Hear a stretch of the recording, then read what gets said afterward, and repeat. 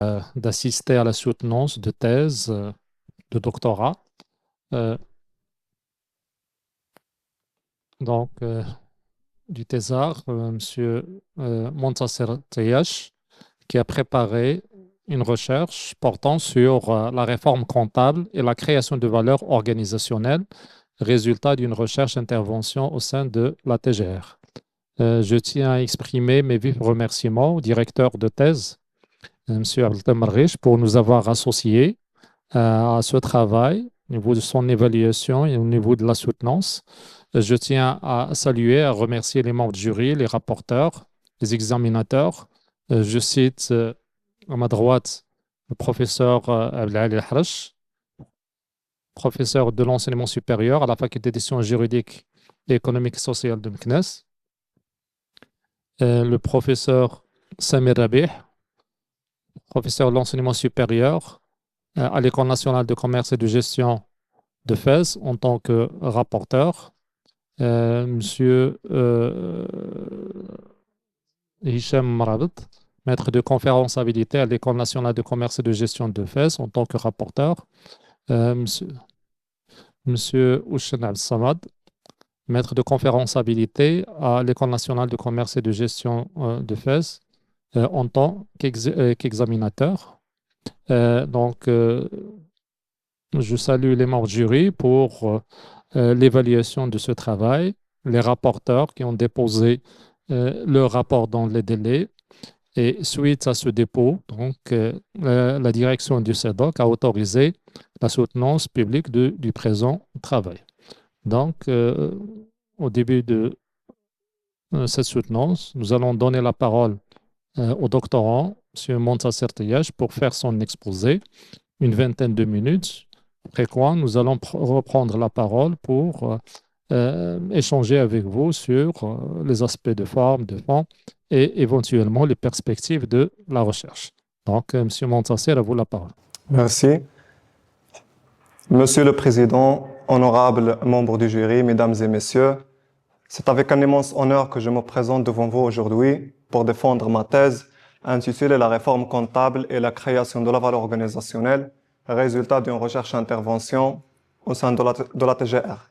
Mais avant de commencer, permettez-moi d'exprimer ma profonde reconnaissance à mon encadrant, M. Marresh, dont l'accompagnement a été essentiel tout au long de la réalisation de ce travail. Son engagement, déjà manifeste durant mes études supérieures à l'École nationale de commerce et de gestion, m'a non seulement inspiré à adopter une approche pragmatique, mais a également orienté ma réflexion vers des problématiques concrètes en phase avec les réalités des organisations publiques. Sa supervision a enrichi ce travail en lui conférant une portée à la fois théorique et pratique. Je tiens également à exprimer ma profonde gratitude aux membres du jury pour l'intérêt qu'ils portent à cette recherche et pour l'honneur qu'ils me font en acceptant d'évaluer ce travail. Cette recherche représente bien plus qu'un simple exercice académique. Il s'inscrit dans une logique de transformation majeure au sein de l'État. Il joue un rôle crucial dans la transparence et la transformation des organisations publiques. Afin de détailler notre thèse, nous allons suivre le plan suivant. Nous commencerons par une introduction qui posera le contexte et la problématique, suivie de la méthodologie adoptée pour analyser comment la réforme contribue à transformer les dynamiques organisationnelles et humaines. Nous exposerons par la suite les résultats de cette recherche pour conclure par les contributions théoriques et méthodologiques ainsi que les pistes d'action concrètes qui en découlent. Depuis 2008, le Maroc s'est engagé dans une transition vers la comptabilité d'exercice. Une réforme qui s'est accélérée en 2015 avec l'adoption de la loi organique relative aux lois de finances 130-13 et reflète l'engagement du pays à travers un engagement exprimé dans la Constitution de juillet 2011. La comptabilité publique, au-delà de la simple gestion financière, constitue un langage commun indispensable. Elle offre des promesses notables permettant au pays d'avoir ou bien de connaître la valeur de son patrimoine, le coût des services publics. Elle apporte également des promesses en termes de comparabilité, transparence, harmonisation des pratiques, gouvernance améliorée et se tient à une prise de décision éclairée. Cependant, il pose des défis, notamment en termes de formation et de renforcement des capacités techniques. Ainsi, à partir de 2018, le Maroc a adopté une marche double permettant de concrétiser cette réforme avant de tourner définitivement la page de l'ancienne nomenclature comptable le 1er janvier 2020. Dans cette continuité, nous formulons la problématique centrale qui interroge la capacité de la réforme de la comptabilité publique à transformer l'organisation et à contribuer au développement du potentiel humain. Afin de répondre à cette question, nous avons élaboré plusieurs sous-questions que nous avons schématisées de la manière suivante. Premièrement, nous cherchons à comprendre les mécanismes et les motivations qui ont conduit à cette réforme. Bien sûr, une fois la réforme instaurée, il devient crucial d'analyser ses effets sur l'organisation et le potentiel humain. Donc la première sous-question porte sur la gestion, les processus, l'efficacité de la fonction comptable et la satisfaction des fonctionnaires. Alors que la deuxième sous-question porte sur les effets de la réforme, sur le développement des compétences, la polyvalence et la capacité d'apprentissage des acteurs de l'organisation. Ces deux dimensions, performance organisationnelle et compétences humaines, constituent des éléments fondamentaux et leur combinaison conduit à une performance socio-économique. C'est ce que nous cherchons à comprendre à travers la question numéro 4.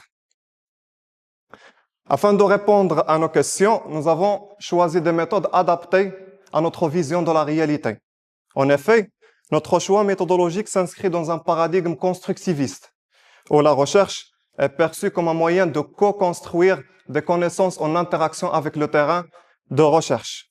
Inspiré de la vision de Piaget sur les connaissances valables, nous visons à produire des connaissances qui aident à transformer et aider l'organisation dans sa performance. Dans ce sillage, nous avons opté pour la méthode de recherche-intervention qui s'aligne parfaitement à notre vision de la réalité. Une méthode que nous qualifions d'audacieuse qui va au-delà de la simple description et compréhension des phénomènes. Elle s'oriente vers la production de connaissances orientées vers l'action. En tant que fonctionnaire à la TGR, notre proximité avec le terrain de recherche a naturellement influencé notre choix de terrain. De ce fait, nous avons choisi la TGR, un terrain dynamique qui nous a permis d'accéder à des acteurs et informations essentielles. Dans cette continuité, nous avons adopté plusieurs méthodes de collecte et d'analyse de données. Premièrement, on s'est basé sur un questionnaire composé de 38 questions regroupées en 3 parties distinctes.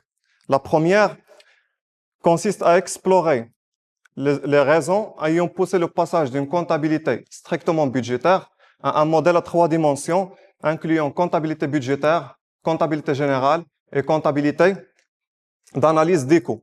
La deuxième partie était dédiée au fonctionnement organisationnel, alors que la troisième a été réservée aux caractéristiques des répondants.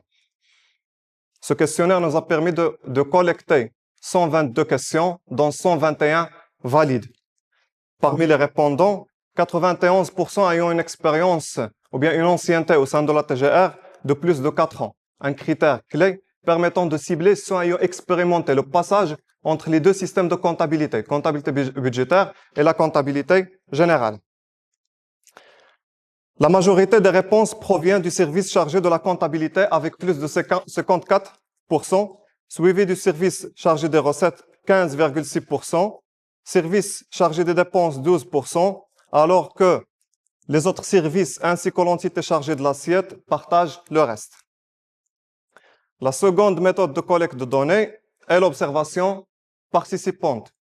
En tant que fonctionnaire au sein de la TGR depuis 2017, j'ai eu l'opportunité de travailler dans divers environnements et services, notamment à Rabat, à Casablanca et à Ben Slimane. Cette mobilité m'a permis de comprendre les pratiques comptables telles que observées dans le terrain. Les entretiens semi-directifs ont constitué la troisième méthode de collecte de données. Afin Afin d'assurer la rigueur dans la réalisation des entretiens, on a suivi une démarche en 4 étapes. On a commencé d'abord par des entretiens exploratoires et des échanges informels permettant d'abord de comprendre le fonctionnement et d'identifier les défis. Une fois ces échanges achevés, on a pu construire un guide d'entretien. Ce guide a été élaboré auteur de 3 thèmes principaux. Le premier porte sur le processus de production de l'information comptable et aborde le processus métier et environnement du travail, la gestion du temps et la gestion de la valeur et performance. Le deuxième thème porte sur la perception des acteurs sur l'organisation du travail, communication, coordination et concertation, ainsi que le développement du potentiel humain. Le troisième thème porte sur l'impact de la réforme comptable sur la gestion des finances publiques, en essayant d'identifier les apports et les défis. Une fois le guide a été élaboré, on lui a testé par la suite afin de vérifier sa pertinence. Automatiquement, on a commencé la réalisation des entretiens pour recueillir les informations dont on aura besoin. Afin de produire des connaissances généralisables, on a opté pour une recherche au niveau national, en précisant ici que 65% des réponses proviennent de Casablanca Stats, la région économiquement la plus active.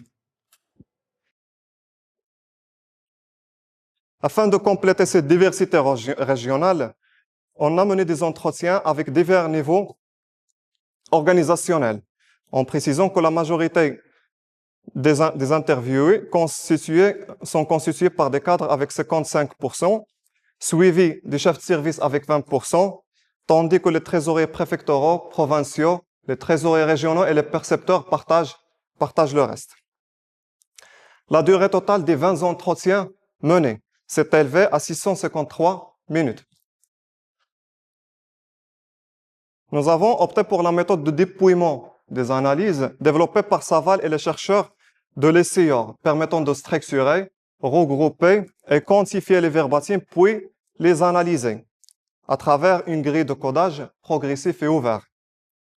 Afin de valider nos analyses, on a opté pour une approche participative en se basant sur l'outil de l'effet miroir, permettant de confronter nos résultats avec l'expérience du terrain des acteurs.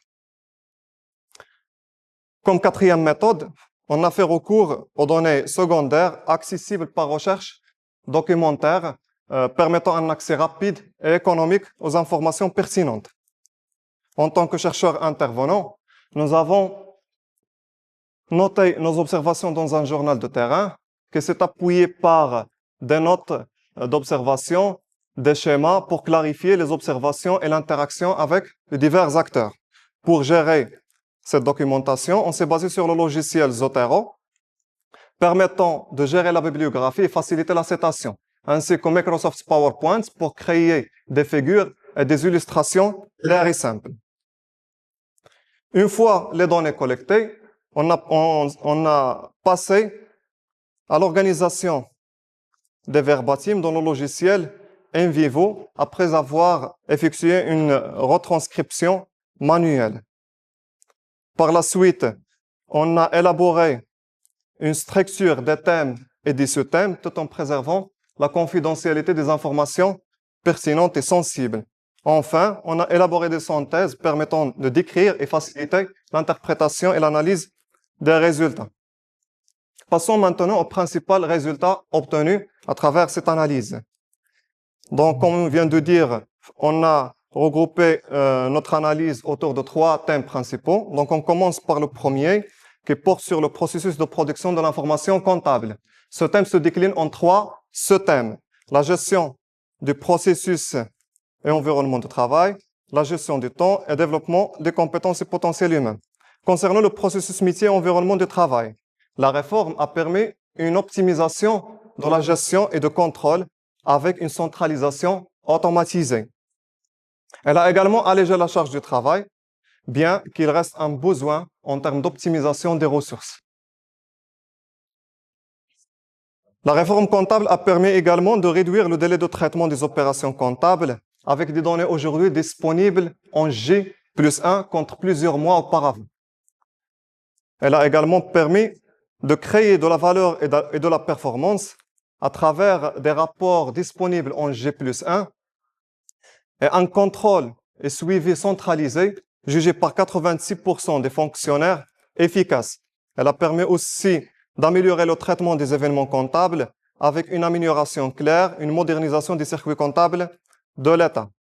Le deuxième thème, qui porte sur les acteurs de l'organisation, se décline aussi en 3 sous-thèmes: gestion du travail, communication, coordination et concertation, et enfin le développement du potentiel humain. Concernant l'organisation du travail, la réforme a permis d'alléger la charge des tâches comptables et la remontée du traitement de l'information. Toutefois, des préoccupations persistent en termes d'affectation des ressources, notamment des juristes dans des fonctions comptables, ainsi que la mise à jour des instructions pour suivre les évolutions récentes. La réforme a permis d'améliorer les échanges d'informations avec des dispositifs de communication bien appréciés. Le système d'information est perçu comme robuste, permettant un traitement rapide de l'information comptable. Généralement, ne dépassant pas 2 ou 3 jours. Et enfin, concernant le développement du potentiel humain, la formation intégrée est perçue comme étant enrichissante et bien adaptée. Cependant, il existe des préoccupations en termes de polyvalence et de mobilité entre services. La gestion des affectations et la motivation, souvent laissée à l'automotivation, représentent des axes d'amélioration. Elle a permis aussi de maîtriser le travail.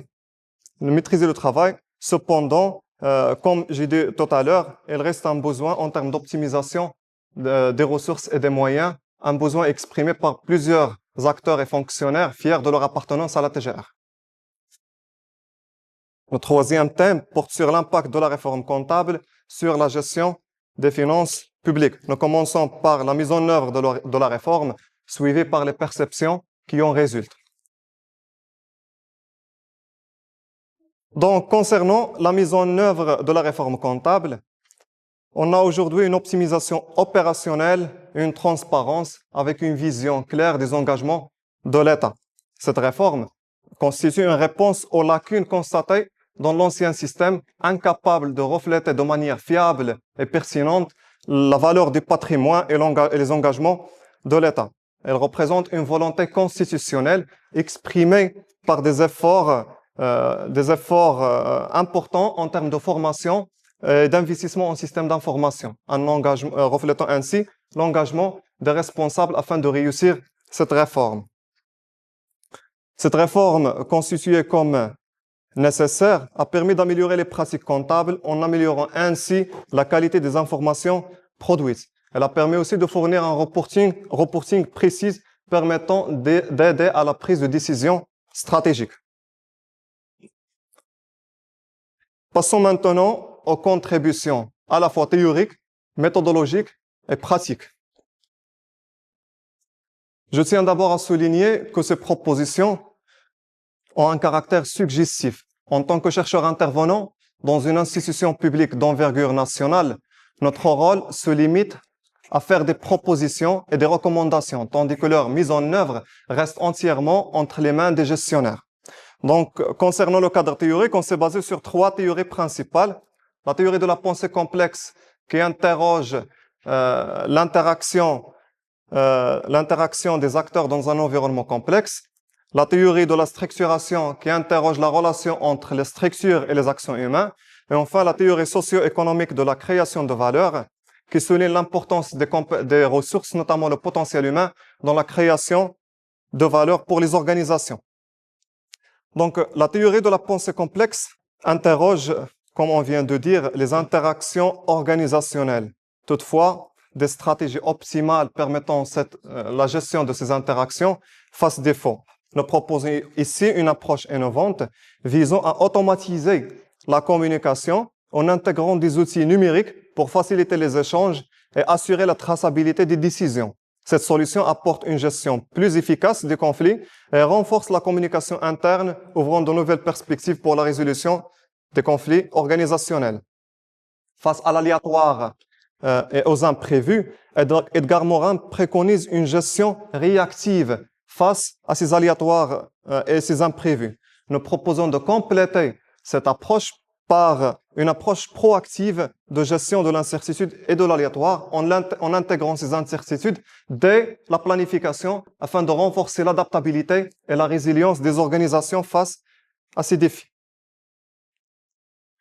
La théorie de la structuration d'Anthony Giddens explique comment les structures sociales influencent les comportements au sein des organisations. Cependant, elle ne propose pas de cadre permettant de comprendre comment les structures peuvent être à la fois un moyen d'action et un résultat du comportement organisationnel. Nous proposons ici le concept de structuration automatisée permettant d'ajuster dynamiquement la structure organisationnelle selon les interactions des acteurs. La théorie socio-économique souligne l'importance des ressources dans la création de valeur pour les organisations, notamment le potentiel humain. Cependant, son application dans le secteur public reste limitée. Alors, notre recherche propose d'appliquer les méthodes de cette théorie à l'administration publique, offrant une nouvelle perspective pour améliorer son fonctionnement et enrichissant la compréhension des interactions complexes au sein de ces organisations. Après avoir présenté les contributions théoriques, il est crucial de démontrer l'efficacité de cette méthodologie. Elle a permis non seulement d'assurer une analyse approfondie, mais elle renforce la légitimité de cette méthodologie dans le domaine des sciences de gestion. Concernant les pistes d'action, cette recherche a permis l'élaboration de 4 suggestions. La première consiste à l'amélioration de la communication, la coordination et la concertation au sein des postes comptables.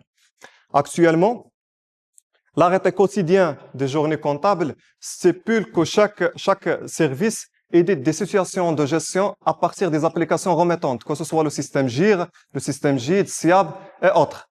Les vérifier en les confrontant avec les pièces justificatives et puis les parapher et signer avant de les remettre au service comptabilité afin que ce dernier procède à la vérification des synthèses comptables élaborées ou bien éditées en J+1. Lorsqu'il existe un problème, le service comptabilité doit initier une démarche d'échange avec le service concerné en vue de clarifier les opacités et les problèmes rencontrés. Toutefois, ces échanges contribuent à des problèmes et des défis au sein de l'organisation. Donc, pour répondre à ces difficultés et pour pallier ces difficultés, on a proposé à ce que chaque service, après édition et vérification des situations de gestion, continue le travail jusqu'à la validation définitive des synthèses de la comptabilité. Cette proposition a suscité des réserves auprès des acteurs du terrain, contraignant le fait que cette proposition va augmenter la charge de travail pour les services métiers et contribuer à la complexification du processus et du cycle comptable. Donc, on a affiné notre proposition. Donc, chaque service va éditer ses propres situations de gestion à partir des applications remettantes. Elle va les vérifier, les confronter avec les pièces justificatives, mais elle va les valider automatiquement dans le système remettante ou bien l'application remettante. En J+1, le responsable de la validation des journées comptables va éditer directement les dites situations de gestion sans les demander auprès du service métier. Dans ce cas-là, chaque service va engager sa responsabilité dans ce processus comptable. Je tiens à souligner que cette proposition a été déjà mise en œuvre récemment, ça fait maintenant quelques mois, peut-être suite aux échanges ou bien aux réflexions lors de nos entretiens, sans que cela, bien sûr, soit être affirmé avec certitude.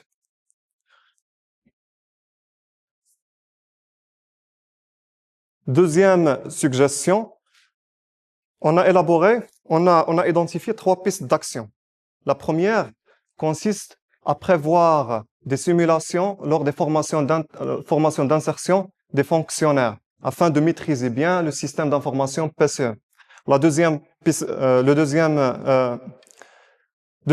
d'action consiste à planifier des formations sur les techniques de valorisation des compétences pour les gestionnaires du poste, sans toutefois d'évaluer la valeur ou bien l'importance du travail des responsables des postes comptables, mais cette proposition s'inscrit dans une démarche de performance et d'amélioration continue. Troisième piste d'action consiste à concevoir une plateforme de formation interne basée sur le principe du COOC, Corporate Online Courses. Cette proposition, elle aussi, a été vue le jour ce dernier mois, mais nous veillons à proposer des suggestions pour améliorer son fonctionnement et optimiser l'impact sur les fonctionnaires.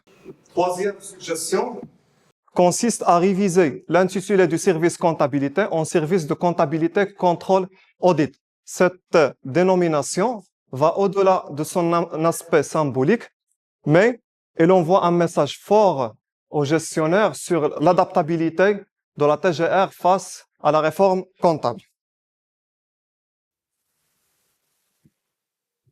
Donc, j'ai oublié de souligner un point. Cette année-là, une note de service a introduit la nomination d'un contrôleur interne au sein des postes comptables.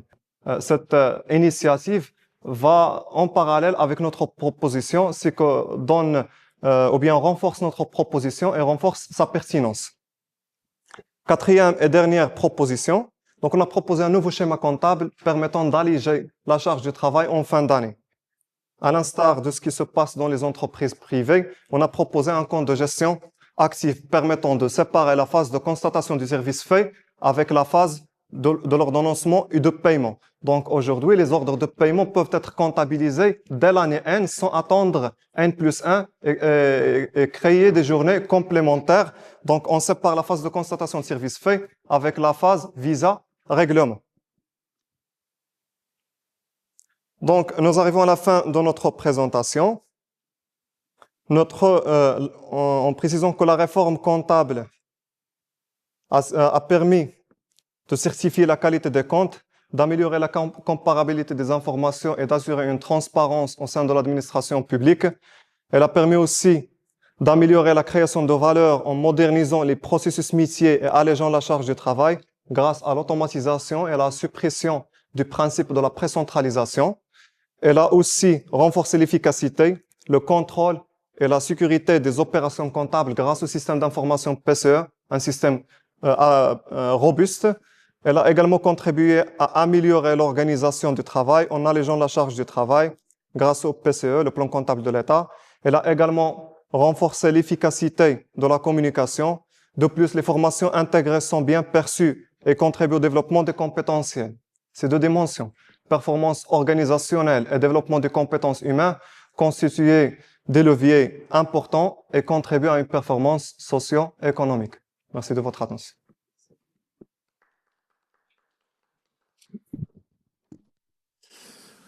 Merci, M. Montasser, pour cet exposé bien clair, avec fil conducteur qui a respecté le temps imparti.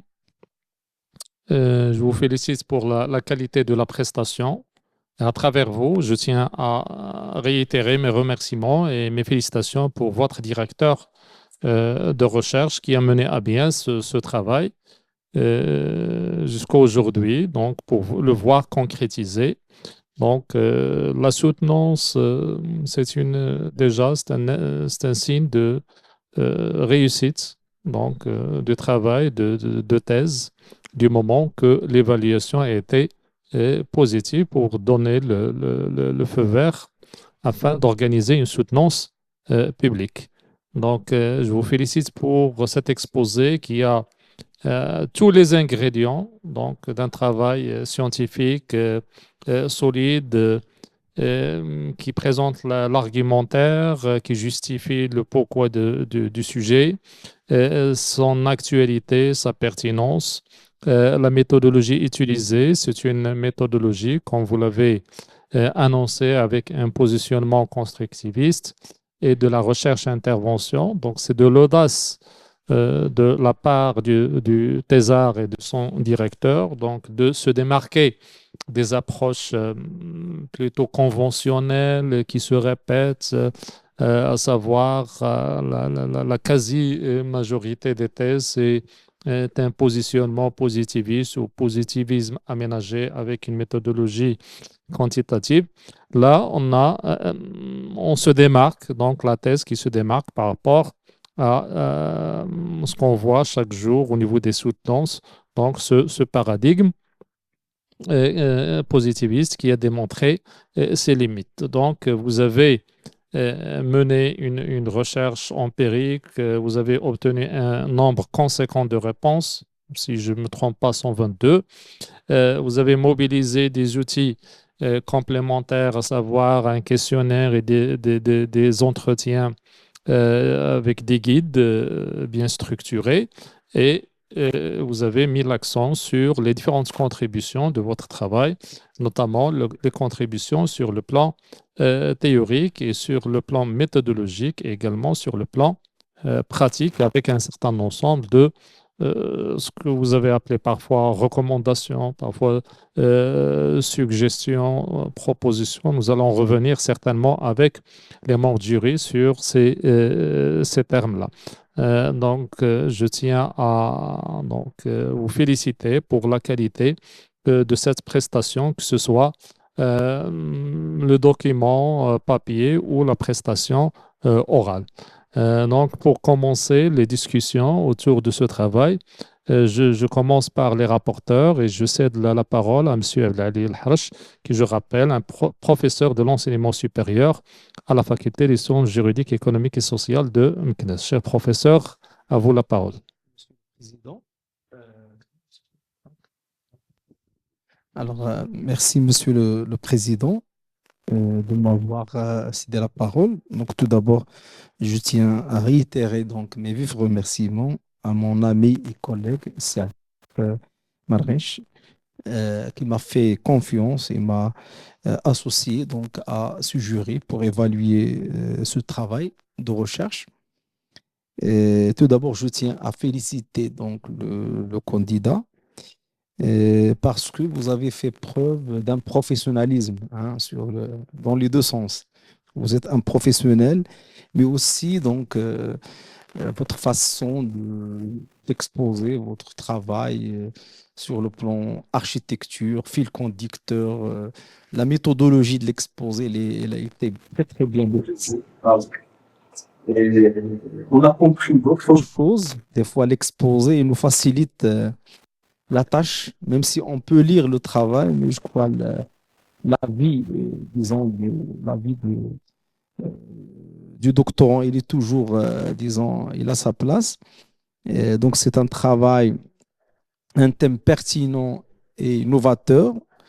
Donc, sa thèse aborde un sujet d'actualité dans le secteur public marocain, d'accord, lié à la modernisation des pratiques comptables, à leur impact organisationnel. Par rapport au cadre théorique, de recherche, vous avez mobilisé des théories qui sont variées, notamment la pensée complexe, la théorie de la structuration, la théorie socio-économique. Cela vous a aidé à apporter une profondeur, donc une analyse bien sûr beaucoup plus pertinente. La méthodologie, elle est rigoureuse. Vous avez utilisé la recherche-intervention. Et donc, c'est une approche qualitative qui est adaptée à l'étude de terrain, réalisée dans un contexte institutionnel. Bon, il y a des contributions pratiques, c'est ça ce qu'on a noté. Donc, surtout, vous avez mis l'accent, je vais revenir sur les recommandations par la suite. Vous avez proposé directement, des propositions applicables au contexte de la TGR et vous avez ouvert des pistes pour améliorer le processus. Alors ça, c'est un point, je le considère comme étant positif. Pour revenir pour le côté, est-ce que est-ce qu'il a je ne vais pas commencer par l'écrit. On est en train de voir l'originalité de notre projet et tout ce que vous avez réalisé dans le cadre de ce projet. Et l'impact organisationnel, oui, vous avez mis l'action sur la création de l'organisation de développement du potentiel humain. Cela témoigne d'une approche vraiment intégrative et stratégique. Alors, donc c'est un travail qui est bien fait, qui est bien soigné. En termes de nombre de pages, il est acceptable.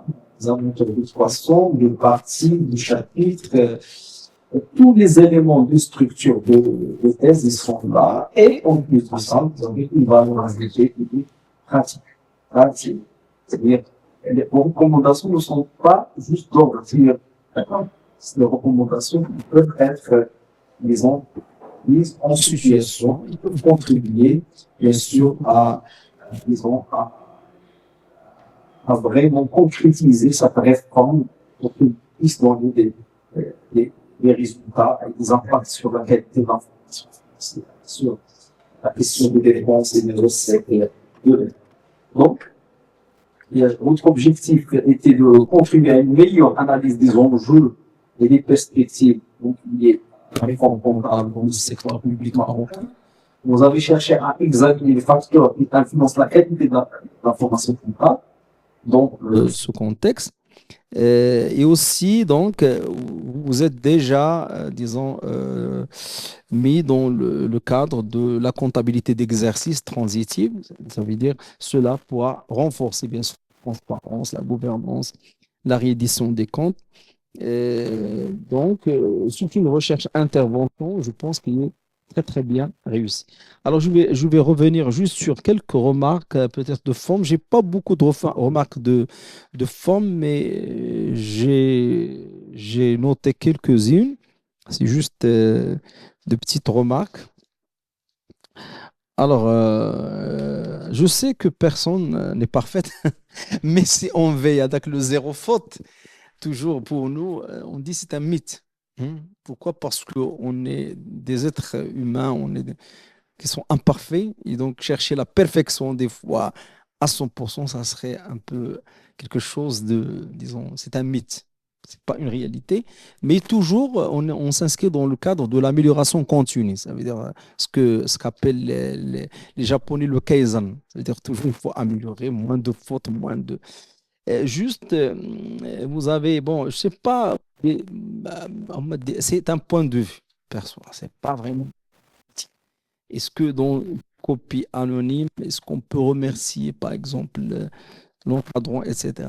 Moi, je sais pas, vous n'étiez pas au courant. Donc, normalement, le remerciement, à mon avis, il ne doit pas figurer sur la copie anonyme. D'accord? Vous avez remercié, etc. Allez, ça, c'est d'une part. Toujours moi avec la question de la liste des figures et des tableaux, ça encombre avec la partie l'avant-texte. Je crois qu'il vaut mieux la laisser vers sur tout ce qu'il y a entre parenthèses. Vous avez présenté la liste des annexes. Ça, c'est du jamais vu. Il faut présenter la liste des annexes après en général. Et une remarque juste de forme, vous avez un petit peu exagéré au niveau de l'explication des hypothèses au niveau de l'introduction générale. Ça, c'est des remarques. J'ai dit, ils ne sont pas méchants, mais il faut en tenir compte. D'accord? Alors, je vais aller vers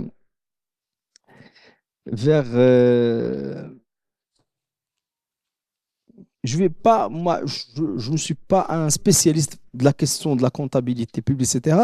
Mais je suis ici comme un chercheur, bien sûr, qui va peut-être examiner un peu la démarche méthodologique, la cohérence dans son travail, etc. etc. Donc, il y avait des éléments peut-être qu'il fallait approfondir un petit peu. C'est que des fois, vous avez présenté donc de l'impact de l'application, bien sûr, de cette réforme, mais il fallait peut-être relever certains aspects liés à la mise en œuvre de la réforme il faut donc tenir compte des résistances au changement et des contraintes institutionnelles. Je n'ai pas senti au niveau de votre thèse, peut-être ça c'est au niveau des recommandations que vous avez bien sûr proposé des éléments qui sont, mais au niveau de la thèse, je ne sais pas, est-ce qu'il y avait disons, une possibilité d'intégrer donc cette dimension puisque vous parlez disons, de la valeur organisationnelle. Vous avez donc, je ne sais pas, au niveau du titre de votre thèse, peut-être il fallait donner une valeur internationale à votre thèse en mentionnant le nom du Maroc au niveau du titre de votre thèse. Ça va être beaucoup plus attractif. Bon, ça, c'est juste des propositions. Donc, les résultats sont surtout qualitatifs, mais peut-être il fallait, après la thèse, faire une tentative de quantification des impacts de la réforme. Par exemple, les gains d'efficacité, etc., etc. Donc, on aurait dû. Oui, c'est vrai, des fois, on est des enseignants. Des fois, si vous faites le Kali, on vous dit pourquoi vous ne faites pas le Conti. Si vous ne faites pas, si vous faites les deux, on vous demande de faire. Mais c'est bien cette discussion. Ça va vous aider pour aller. Mais c'est la réalité. Il faut qu'on dise la vérité. Mais il faut toujours voir la thématique autrement. Euh, alors, j'essaie d'être un petit peu. euh, alors, donc,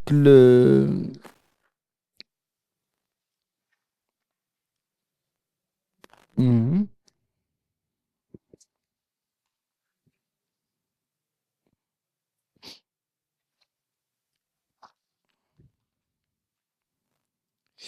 Donc, j'ai dit peut-être que une approche peut-être mixte aurait plus, disons, euh, de poids pour nous permettre de tirer des conclusions beaucoup plus euh, pertinents. Par exemple, des indicateurs mesurant donc l'efficacité organisationnelle et le développement des compétences. Euh, bon, votre échantillon, donc il semble donc restreint un nombre limité de fonctionnaires de la TGR. Cela peut poser des questions sur la généralisation des résultats à d'autres organismes publics marocains, parce que ça reste quand même un établissement public.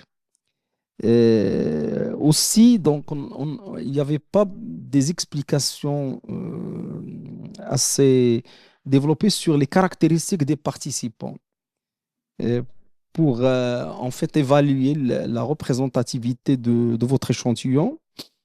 Mhm. Alors, il y a je sais pas, un billet d'observateur. Parce que vous faites partie et vous faites la recherche. Est-ce que là, cela, supposons que c'est pas Montasser qui a fait le travail, un autre, est-ce qu'on aurait dû arriver au même résultat? Donc, parce que oui, on est dans les cadres des sciences humaines et sociales. Et on sait qu'il y a la complexité disons, du champ d'application. On n'est pas dans les sciences exactes. Et donc, cette subjectivité de l'observateur, et surtout, vous faites partie. Donc est-ce que ce type de billet, donc, généralement, qu'est-ce qu'il fallait peut-être faire pour atténuer le billet de l'observateur qui fait partie disons de l'établissement d'accueil. Alors, j'essaie, c'est pas grave. Euh, alors, donc, il fallait donc, disons, comme recommandation intégrer donc des données quantitatives. euh, Étendre l'échantillon à d'autres institutions, pourquoi pas public, pourquoi, je sais pas, vous n'avez pas essayé disons, d'intégrer des études qui ont été similaires dans d'autres établissements ou bien la même thématique qui a été, par exemple, vérifiée dans des structures, dans des pays qui sont un peu proches de nos structures ça aurait dû apporter, bien sûr, une valeur ajoutée. Alors, euh, je cherche. Alors, par rapport à ce que d'ailleurs, au niveau de l'exposé, vous avez donné plus d'importance. Si on fait statistiquement les choses, je peux dire ouais, de 30 à 40% de votre exposé, c'était ce que vous avez apporté, hein, euh, et puisque vous avez proposé, hein, je vois que vous avez proposé un modèle. Est-ce que peut-être il ne fallait pas peut-être valoriser ce que vous avez fait et votre travail, il peut être un essai, hein, d'élaboration d'un modèle, d'accord? Parce que ces recommandations, si je veux dire pour un doctorant normal, des fois, on interdit aux étudiants, aux doctorants, de faire des recommandations. Parce que ça, c'est un travail d'expertise. Il faut qu'on paye ça, non? Et vous avez fait ça gratuitement. Donc, c'est tout un modèle avec des dimensions, avec des variables. Est-ce que ça, c'était juste, ça n'a pas été prévu, c'est Abdeltaf dès le début, je crois. C'est juste ces recommandations parce qu'ils ont pris la forme. Vous auriez dû valoriser votre travail et dire proposition d'un modèle. Je crois que ça va apporter un plus parce que vous avez fait tout un travail et d'ailleurs certaines pistes ont été déjà expérimentées. Je crois que il fallait valoriser ça. Euh, je sais pas. Il y a un point ici donc. Sur la question je ne sais pas, est-ce que vraiment vous avez répondu à la question? Au niveau de la question, vous avez utilisé dans quelle mesure? Votre approche, je crois, elle est qualitative. Est-ce que le choix de dans quelle mesure il est adapté? La façon avec laquelle on pose la question, généralement, on peut, à travers la question, on peut savoir est-ce que l'approche elle est quali ou bien quanti. Par exemple, si j'ai trouvé comment, oui. Je peux dire que c'est beaucoup plus. Bon, il faut faire juste attention à ces petits détails. Alors maintenant, il y a le concept de la création de la valeur. Alors, maintenant, au niveau de votre travail, c'est une question que je vous pose. Est-ce que le changement de modèle, disons, de comptabilité, est-ce que vraiment il a contribué à la création de la valeur? Et si c'est cette valeur, comment il se manifeste cette valeur? Est-ce qu'il est mesurable? Pourquoi je vous dis ça? Parce qu'au niveau du titre, vous aurez dû, pourquoi pas, utiliser impact. C'est-à-dire au lieu de dire réforme de la comptabilité publique et la création, ça veut dire quelle est la nature de la relation? Anna, je peux par exemple dire, si vous voulez dire que la réforme de la comptabilité va être une variable explicative, la variable expliquée, c'est, bah, vous n'avez pas parlé de l'amélioration de la qualité de l'information comptable, il y a un impact sur la création de la valeur organisationnelle. Voilà de quelques réflexions, d'accord, qui ne diminuent en rien la qualité de votre travail. Vous avez réalisé un bon travail. Je n'ai qu'à vous souhaiter bon courage, bonne continuation et je félicite par là même, c'est Abdeltef. Merci, Monsieur le Président. Merci, cher professeur, pour ces remarques, cette réflexion donc, qui a touché les aspects de forme et de fond. Bien que, comme l'a signalé le professeur Saïd Ali El-Harrach, sur le plan forme, il n'y a pas beaucoup de choses à dire. C'est un travail, c'est un livrable qui est bien soigné, c'est bien au niveau de la rédaction, au niveau de la présentation des parties, des chapitres, des références, des schémas, présentation des tableaux, des annexes, etc.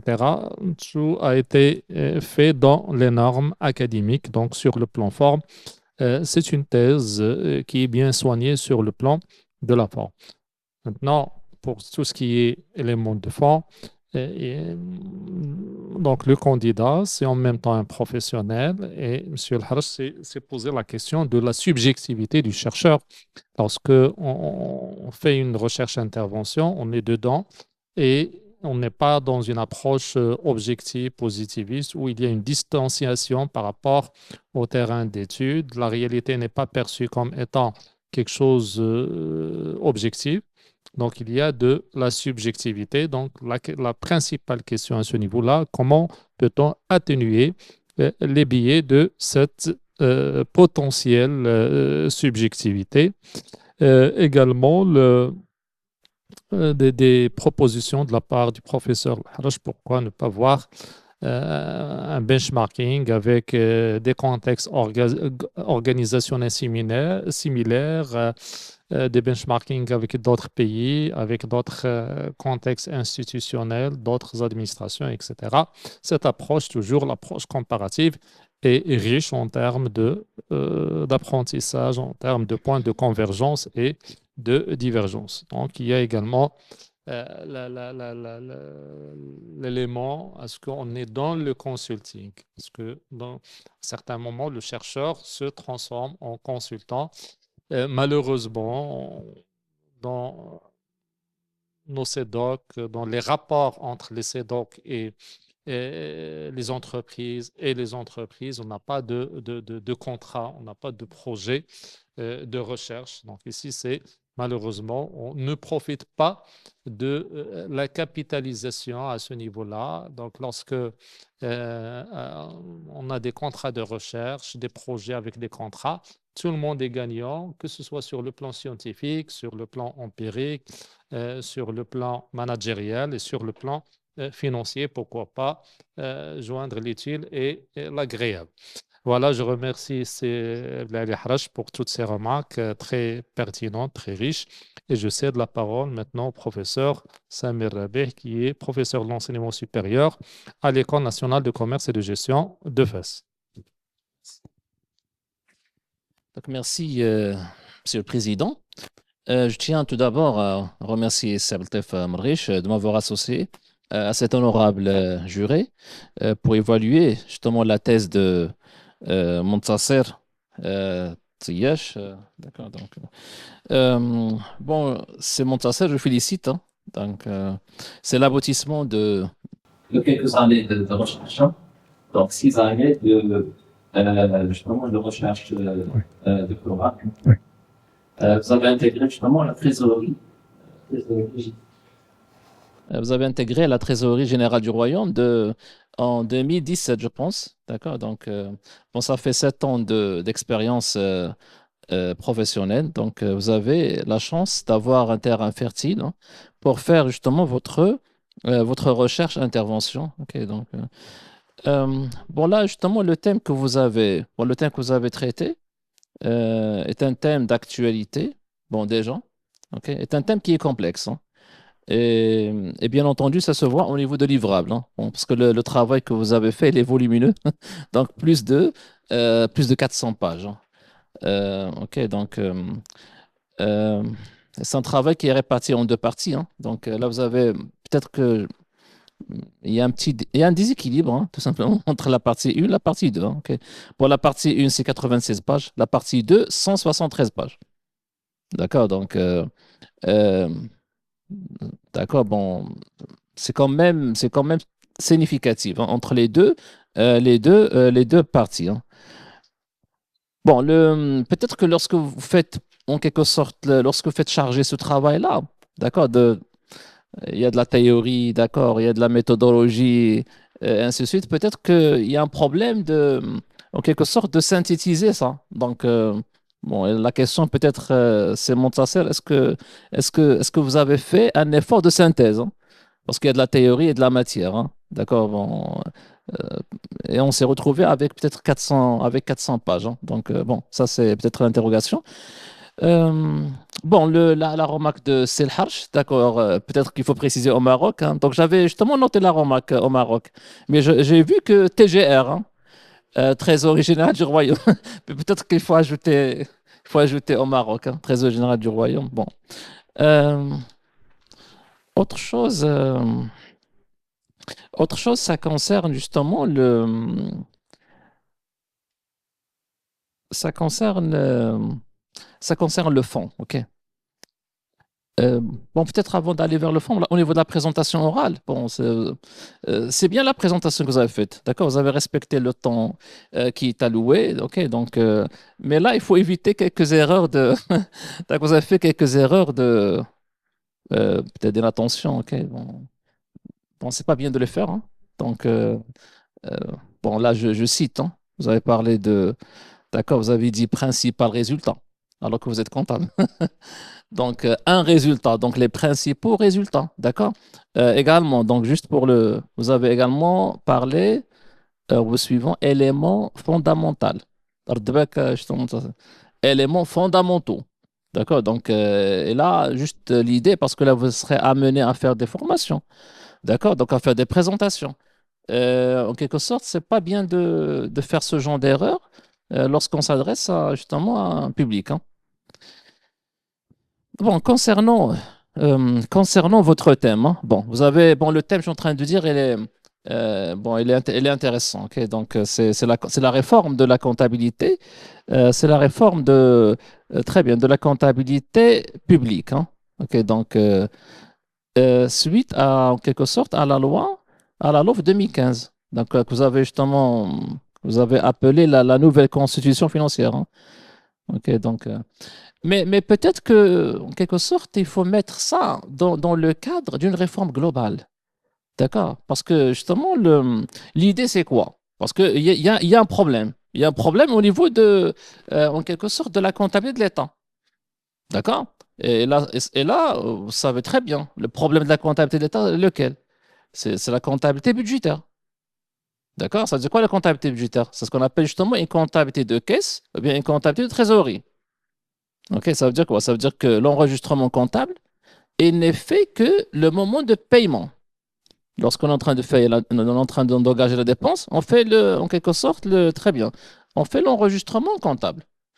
Ok, par exemple, les dépenses. Par exemple, il se peut qu'un OP, un ordre de paiement, il va être comptabilisé en 2025, en mars 2025, alors qu'il concerne en quelque sorte une dépense de 2024.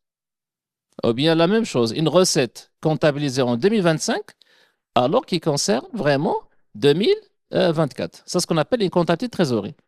Ok. Donc, c'est pour cette raison que la réforme, elle est envers ce que vous avez dit, la comptabilité d'exercice. C'est la question de rattachement. Ok. Des charges et produits à la période concernée. Ok. Ça, c'est le problème majeur, en quelque sorte, qui touche la comptabilité de l'État. D'accord? C'est pour cette raison que lorsqu'on est en train de produire, en quelque sorte, des informations comptables au niveau du secteur public, ces informations comptables en quelque sorte, manque d'utilité, de qualité. Donc, c'est pour ça qu'on est en train justement de faire cette réforme, d'aller en quelque sorte d'une comptabilité budgétaire vers une comptabilité d'exercice et de refléter au mieux, en quelque sorte, la réalité. Ok. Donc, ça, c'est en quelque sorte. Donc, la liaison, en quelque sorte, moi, j'aurais peut-être préféré une chose concernant le titre. La réforme de la comptabilité publique, c'est pas la création de la valeur. C'est pas maintenant la création de la valeur. Ce qui nous intéresse maintenant, c'est la qualité de l'information comptable. Tout de suite. Une fois qu'on aura une information comptable de qualité, on aura à espérer justement produire de la valeur, avoir de l'efficacité organisationnelle, avoir de la performance, et ainsi de suite. Mais tant que l'information comptable produite n'est pas de qualité, ça ne sert à rien d'aller plus loin. Tout de suite. D'accord? Donc ça, c'est en quelque sorte le problème majeur qui touche notre comptabilité. Et maintenant, je vais vous dire une chose justement, Montasser, d'accord? On est 2024, d'accord? On continue toujours, on a voté, on venait de voter le budget de 2025. L'État, Maroc, il a voté le budget de 2025. Mais c'est une approche toujours budgétaire. Ça veut dire, qu'est-ce qu'on a voté, nous? On a voté le volet recettes, le volet dépenses. Ça veut dire quoi? On est toujours, en quelque sorte, ça fait la loi de 2015. Alors, ça fait 10 ans. D'accord? Et là, peut-être la question. On est où par rapport à ce? Parce qu'on n'avait pas répondu à une question centrale. Vous travaillez dans le TGR. J'étais en train, en quelque sorte, d'attendre une réponse. Concernant quoi? On est où par rapport à ce projet? D'accord? 2015. Et la question qui a été posée par justement, le projet de la LOF 2015, c'est tout simplement une copier-coller de la France. Parce que la France, qu'est-ce qu'ils ont? Ils ont déjà fait en 2005. D'accord? Ce que nous avons fait, nous, en 2015, ça a été fait 10 ans avant, en France, en 2005. D'accord? Ils ont fait la même chose. OK? Et là, nous, on est en train de dupliquer justement l'expérience. OK? Ça, c'est un. Deuxièmement, j'attendais une chose également. Donc, OK, c'est mon sens. J'attendais une chose. C'est que là, vous avez travaillé sur TGR et vous êtes resté au niveau TGR. Prétif TGR. Mais TGR, il pilote la réforme. TGR, il pilote la réforme. Ça veut dire quoi? Ça veut dire que la comptabilité publique, il intéresse les entreprises, les établissements, d'accord, tout ce qui est secteur public. Donc, la matinée, nous avions justement une soutenance sur CHU. Par exemple, le CHU, il est intéressé par la comptabilité, ce que vous êtes en train de faire maintenant. Alors qu'au niveau, par exemple, du CHU, on est toujours comptabilité budgétaire et ainsi de suite. C'est bien qu'on a fait l'essai d'installer la comptabilité générale, mais également la question, on est où par rapport à cette comptabilité générale?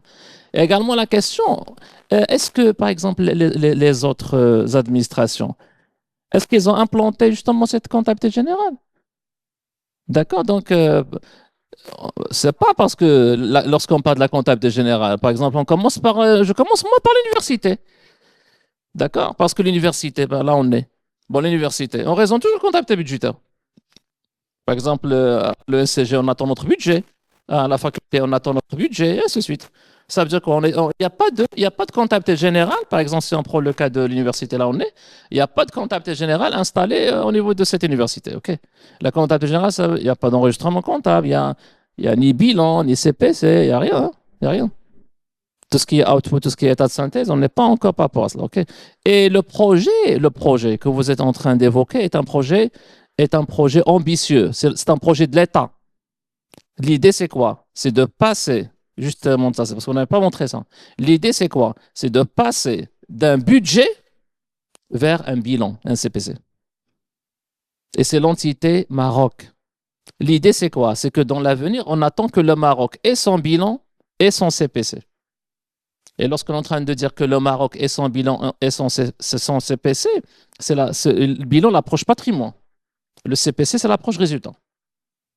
OK? Bon, c'est simple. Mais je suis en train de dire, le projet, il est ambitieux. Et ça demande quoi? Ça demande l'addition de l'ensemble des composantes. OK?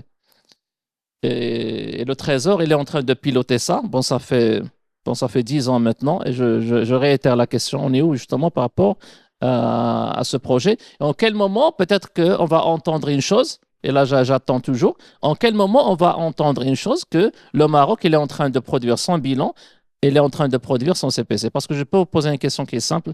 Quelles sont les dettes du Maroc? Quelles sont les créances du Maroc? Et ainsi de suite. Et là, vous aurez du mal à répondre. OK. Parce que nous, qu'est-ce qu'on paye? On paye. C'est-à-dire que qu'est-ce qu'on est en train en quelque sorte, d'observer? Ce qu'on va payer à la comptabilité de trésorerie, de caisse. OK, mais si je vous pose la question, quelles sont les dettes, quelles sont les créances, et quel est le patrimoine du Maroc? Ça veut dire quoi? Quel est son actif? D'accord? Et lorsque je parle de patrimoine, c'est le patrimoine matériel, immatériel, et ainsi de suite. Ça veut dire quoi? Ce sont les mêmes éléments que le privé. Et là, toujours, on est pratiquement 2025, et on n'a pas toujours des réponses par rapport justement à cela. OK. Bon, ça, c'est peut-être la philosophie. Également, parce que ça a été dit par Sieb Ali El-Harch, l'expérience française. Bon, ils nous ont devancé de très bien, 2005, c'est d'abord à 20 ans. D'accord? Qu'est-ce qu'ils ont fait, eux? D'accord, les Français. OK, donc concernant justement ce projet. Mais sinon, Montasser, le projet, je suis en train de dire, il est ambitieux. D'accord? Donc, peut-être que vous avez le terrain au niveau du TGR d'exploiter, d'accord? D'exploiter peut-être de faire de la recherche, hein, d'accord, dans ce... Et peut-être de nous donner des résultats un petit peu, donc peut-être l'état d'avancement des choses, ok. Mais sinon, je félicite Simon Tassel de travail, donc c'est toujours un travail de qualité, c'est toujours un travail qui est complexe, bien entendu, un travail qui est riche, hein, ok. Et ça se voit au niveau de votre livrable, hein, ok. Bon, sinon, je souhaite bonne continuation et bon courage. Donc, je passe la parole à Monsieur le Président. Merci, cher professeur Rabih, pour ce partage, cette réflexion. Bien sûr, plusieurs questions qui sont pertinentes, surtout qui touchent le vif du sujet, à savoir cette réforme de la comptabilité.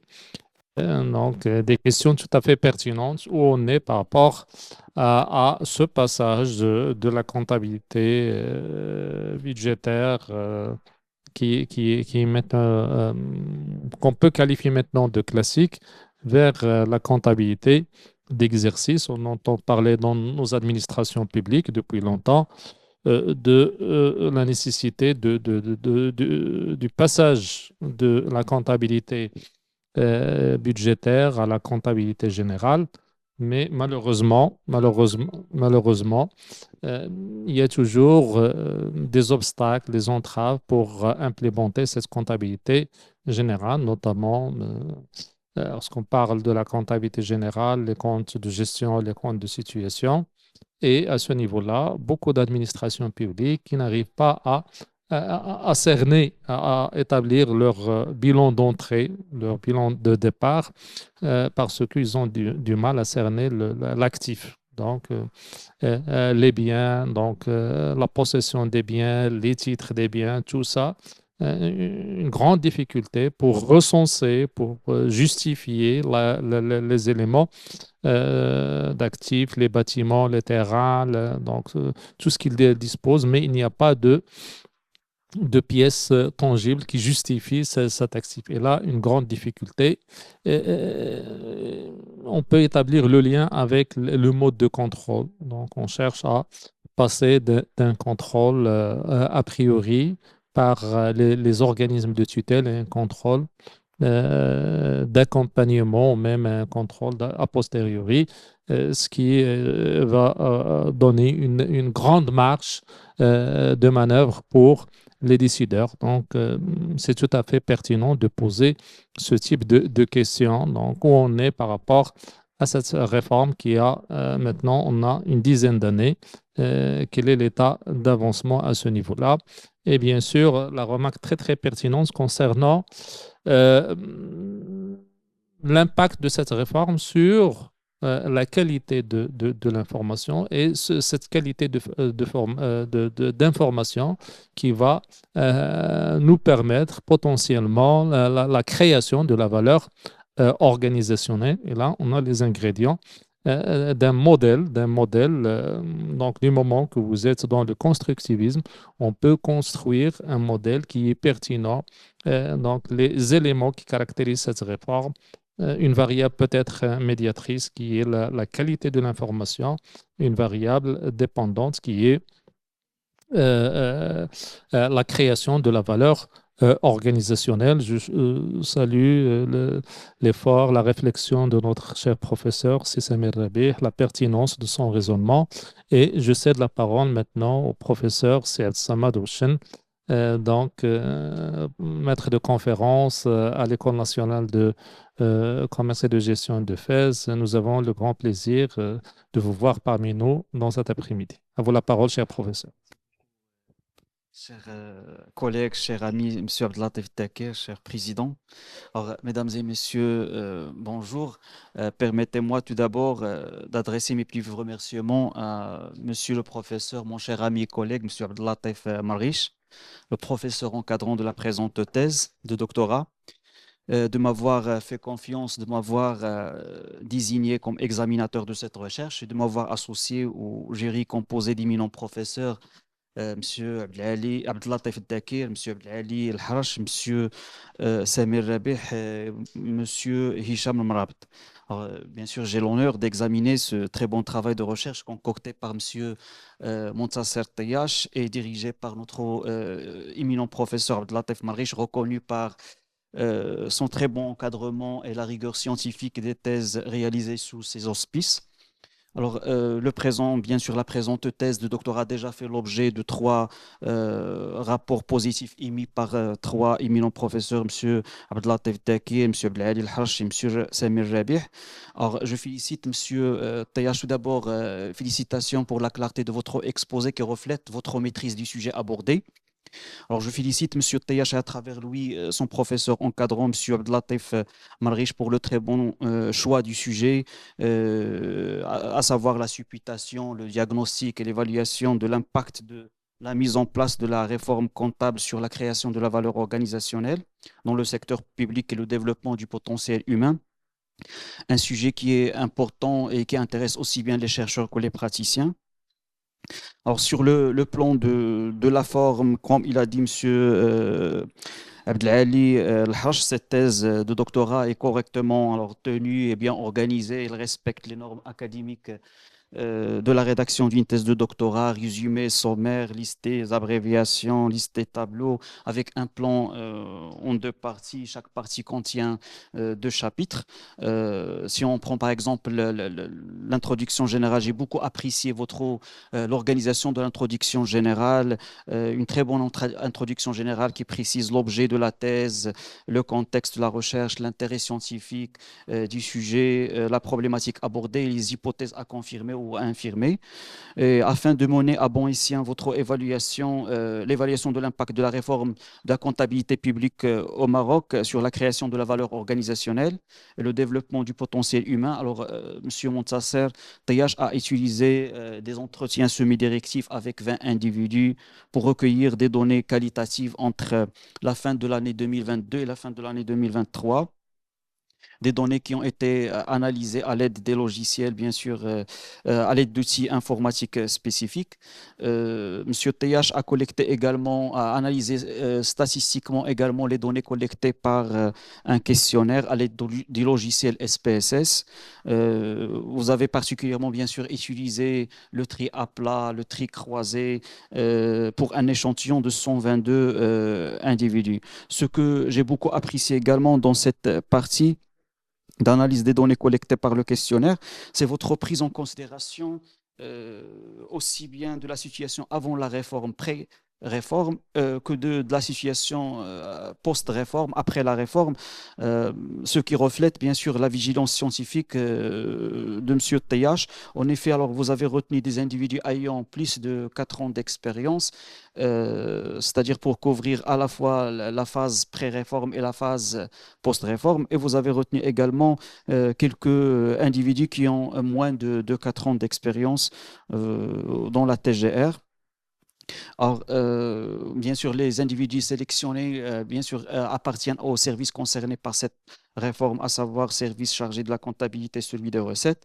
Alors, outre les deux premières méthodes, c'est-à-dire les entretiens semi-directifs et le questionnaire, vous avez également utilisé l'observation participante, puisque vous êtes déjà un fonctionnaire au sein d'un professionnel. Alors, comme perspective de recherche, bien sûr, les rapporteurs ont déjà communiqué les remarques. Alors, pour moi, je vais essayer de vous adresser un conseil, perspective de recherche, comme les enseignants, chercheurs les plus chevronnés, comme M. Dekir ici, M. Jabir, M.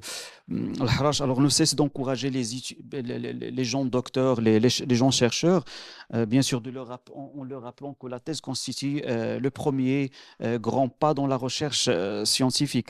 Alors, Monsieur Tayash, à travers bien sûr son travail de recherche, a montré qu'il a les compétences nécessaires pour prolonger ce travail de recherche, la poursuite d'exploitation des données déjà collectées, comme il a recommandé M. Rabih, collectées par les entretiens semi-directifs, par le questionnaire et aussi par l'approche, l'observation participante. Alors, pour discuter plus les résultats obtenus, essayez de valoriser vos travaux, c'est-à-dire les résultats obtenus par des futures publications, Inch'Allah. Alors, pour conclure, en grosso modo, le sujet de la présente recherche est très intéressant.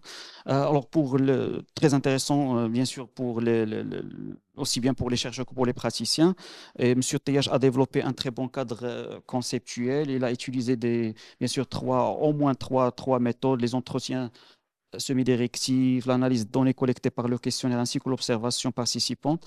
Vous avez concocté un très bon travail de recherche cohérent, correctement tenu. C'est rare qu'on trouve des fautes de frappe. Vous avez juste une petite faute de frappe au niveau de la page 222. C'est 92 répondants au lieu de 9 répondants pour avoir le même pourcentage que vous avez avancé dans la page 222, 77%. Alors, on ne trouve pas de faute de frappe. Vous avez donc rédigé votre thèse avec un style correct et fluide. Votre travail, bien sûr, constitue bel et bien un apport sur le plan académique et celui managérial. Et je remercie infiniment encore une fois mon cher collègue et ami M. Abdellatif Marriche de m'avoir fait confiance, de m'avoir désigné comme examinateur de cette recherche et de m'avoir associé à ce jury composé d'éminents professeurs. Je vous souhaite bonne continuation, M. T.H. Montasser. Merci beaucoup, cher Monsieur le Président. Merci, cher professeur. C'est M. Houchen a mis l'accent sur l'aspect forme, comme on vient de le dire, c'est bien soigné. Donc, il n'y a pas grand-chose à dire au niveau de la forme, heureusement. Donc, le candidat a respecté les lignes directrices, les normes pédagogiques en la matière. Et un élément très important qui a été soulevé par Houchen, c'est que le candidat, au niveau de une bonne synthèse théorique et au niveau de la partie empirique, il a mixé, il a combiné donc, les différentes approches, à savoir il a mobilisé les entretiens, le questionnaire, l'observation participante, donc ce qui donne une richesse au niveau de l'étude et un élément peut-être implicite que vous l'avez utilisé, mais peut-être c'est pas cité, c'est l'analyse documentaire. Donc, vous avez examiné la documentation produite par la TGR que vous avez exploitée. Donc, c'est un plus. C'est un plus. Donc, le fait de combiner tous ces éléments-là, donc ici, c'est de combiner ce qu'on appelle les sources primaires et les sources secondaires. C'est très riche comme un instrument de collecte des données. Merci, cher professeur, pour cette réflexion très synthétique, très ciblée et qui ouvre des pistes de recherche pour notre candidat. Et maintenant, je cède la parole à notre professeur, cher ami, c'est Hicham Marabat, maître de conférence à l'École nationale de commerce et de gestion de Fès. Donc, merci, chers collègues, Monsieur le Président. Un remerciement particulier est adressé à Monsieur Mrich de m'avoir associé à l'examen de cette thèse. Pour Simon Tasser, je vous remercie infiniment pour la qualité de votre présentation qui a été concise et précise. Vous avez présenté un travail doctoral portant sur la réforme de la comptabilité publique et la création de valeur organisationnelle, résultat d'une recherche-intervention au sein de la Trésorerie générale du Royaume, sous la direction de M. Mrich Abdellatif. Donc, avant de mettre en exergue mes remarques, j'aimerais bien faire un aperçu de votre travail. Pour ce qui est de la présentation de votre thèse, et à travers le titre affiché aujourd'hui, la réforme de la comptabilité publique et la création de valeur organisationnelle au sein de la TGR, résultat d'une recherche-intervention, vous avez cherché à répondre à la problématique suivante. Dans quelle mesure la réforme de la comptabilité publique au Maroc contribue-t-elle à la création de valeur organisationnelle? Pour répondre à cette problématique, vous vous êtes positionné épistémologiquement par rapport au paradigme, le constructivisme pragmatique, tout en adoptant une approche de recherche qualitative avec une recherche-intervention comme approche méthodologique. Vous avez mobilisé un ensemble de concepts théoriques. Tel est le cas de la création de valeur organisationnelle, le secteur public, la comptabilité d'exercice, la comptabilité d'engagement également, théorie socio-économique, un ensemble de théories. Votre travail est structuré en deux parties. Chaque partie comporte 2 chapitres, soit un total de 4 chapitres. Les 2 premiers chapitres de la première partie développent un cadre légal et réglementaire de la réforme de la comptabilité publique et les approches théoriques et les modèles d'analyse et de création de valeur organisationnelle. Le troisième s'intéresse aux aspects méthodologiques, tandis que le quatrième présente les résultats et discussions de l'impact de la réforme comptable sur la création de valeur organisationnelle dans le secteur public marocain, dans la TGR, particulièrement dans la Trésorerie générale du Royaume. Pour ce qui est de la qualité de votre travail, votre thèse distingue par son originalité, qui repose sur 2 aspects principaux. D'une part, le choix des sujets est pertinent et novateur, et étant donné qu'il établit un lien entre la réforme de la comptabilité publique, et également la création de valeur organisationnelle, une perspective encore peu exploitée. D'autre part, le choix de la Trésorerie générale du Royaume comme champ d'investigation, comme champ d'étude, revêt une importance particulière du fait que cette dernière est chargée de la tenue et l'élaboration des comptes de l'État par le biais des comptables publics duquel il relève. Donc, le style rédactionnel est clair et agréable à lire en général, témoignant d'un souci de précision et de rigueur. Cependant, certaines faiblesses sont notables. La biographie, bien que riche et fournie, n'est pas organisée par source, ouvrage, thèse, article, loi, décret, par ensemble homogène. Cette limitation rend difficile le fait d'identifier, trouver ou de consulter un ensemble de documents. De plus, quelques incohérences méthodologiques que j'aborderai dans les points suivants mériteraient d'être, je dirais, abordées. Pour ce qui est des remarques de forme, malgré la bonne organisation générale, le travail présente un déséquilibre significatif dans la répartition des pages entre les chapitres. Par exemple, les deux premiers chapitres comportent respectivement 58 et 40 pages, tandis que le troisième comporte 71 et le quatrième 100 pages. Cet écart se traduit par un déséquilibre de plus de 150 entre le chapitre 2 et le chapitre 4. Une limite également relative au fait de réserver un chapitre entier comportant 71 pages pour les approches épistémologiques et méthodologiques de recherche. Dans cette thèse, le sommaire et la table des matières sont organisés de façon bien structurée, facilitant la navigation d'une partie à une autre, d'un chapitre à un autre. Dans ce travail, les références bibliographiques sont mal classées, ils ne sont pas présentés en catégorie homogène. Donc, parfois, vous utilisez deux normes en même temps, un mixage entre deux normes, la norme APA et la norme la Chicago Note Bibliographie. Vous pouvez prendre à titre d'exemple la page 58, 59, 61, 63, 159, 160, 162. J'ai noté l'existence de certains points sans introduction, voire à titre d'exemple le point petit a et petit b de la première section du premier chapitre, page 48, quels points qui sont numérotés par petit i, 2i, 3i, dans le point petit b et petit 1 de la deuxième section de même. Donc, voir la page 58 également. Ainsi, le reste de la thèse comporte des points sans numérotation. Pour éviter cette limite, il est recommandé de procéder ainsi, partie, chapitre, paragraphe, puis grand 1, puis petit 1, donc pour éviter les petits i.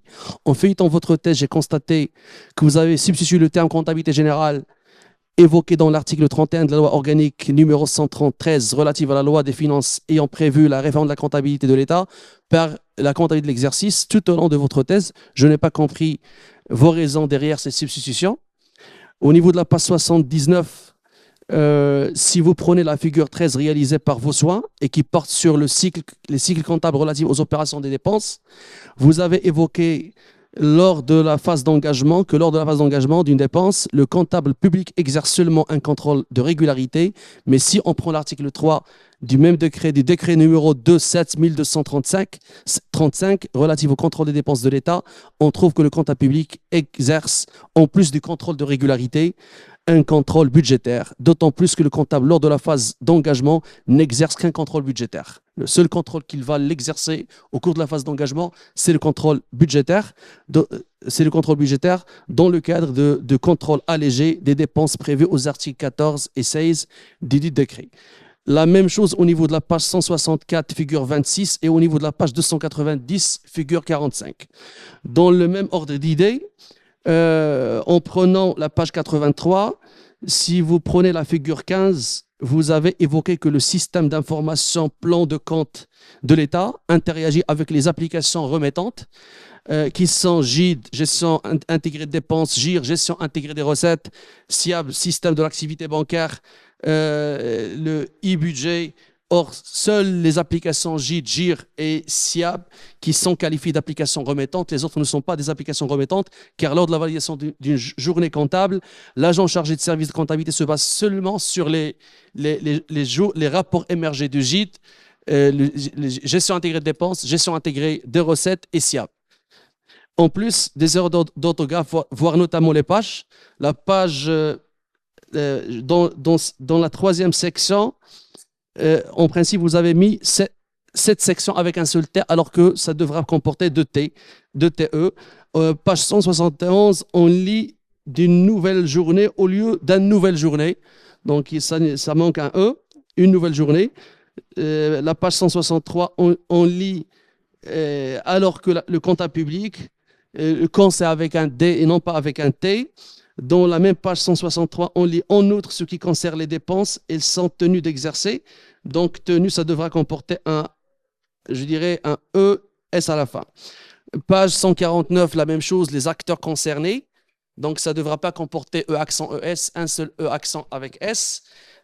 Pour ce qui est de la partie empirique, en lisant l'intitulé de votre thèse doctorale, il apparaît que votre thématique est bien formulée, concise et précise. Le thème relie deux concepts, comme nous venons de dire.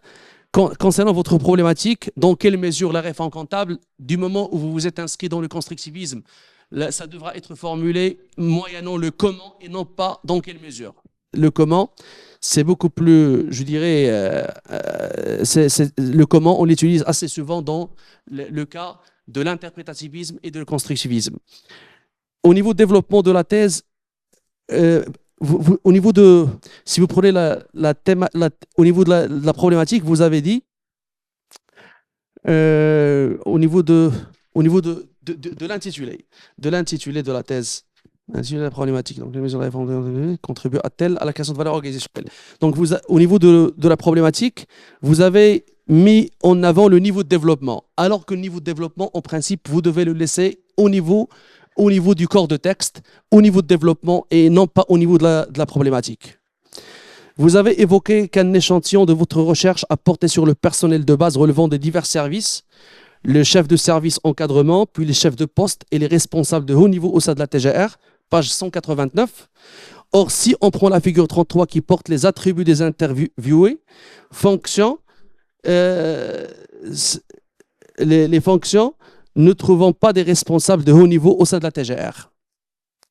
À titre d'exemple, la trésorerie ministérielle ou la TGR services centraux. Donc, vous n'avez pas procédé par, je dirais, vous n'avez pas interviewé les responsables de haut niveau relevant des services centraux et la trésorerie ministérielle. Les connaissances produites à partir des entretiens effectués avec les agents relevant de l'assiette sans aucune valeur, étant donné que ces agents d'assiette ne font pas de comptabilité et le service duquel ils appartiennent ne gère pas des rapports de comptabilité. C'est un service qualifié d'ordonnateur dans l'émission de deux taxes, à savoir la taxe des services communaux et la taxe d'habitation, qui ont été auparavant du ressort de la DGI. Par la suite, à partir de 2020, c'est la TGR qui les a pris en charge. Et donc, c'est un service ordonnateur qui n'a rien à voir avec la comptabilité. Donc, les connaissances produites à partir des entretiens effectués avec des cadres relevant de services dépenses ou des services recettes sont également non fiables, car même si ces services-là ne génèrent pas des rapports de comptabilité, les cadres appartenant à ces services-là ne font pas de la comptabilité carrément, d'accord? Ne font pas de la comptabilité. La comptabilité, elle est centralisée. Donc, par ailleurs, pour l'analyse des données recueillies par questionnaire, vous limitez seulement à une analyse descriptive. Une telle analyse s'avère insuffisante pour juger de la corrélation ou de la relation cause à effet entre les deux variables latentes que vous avez mis en évidence. D'abord, la comptabilité publique et ensuite la création de valeur organisationnelle. Donc, vous n'avez pas fait je dirais même au niveau du constructivisme, on pourra bien évidemment tester la relation cause à effet entre les variables, la variable explicative et la variable à expliquer, chose que vous n'avez pas faite. Vous avez également,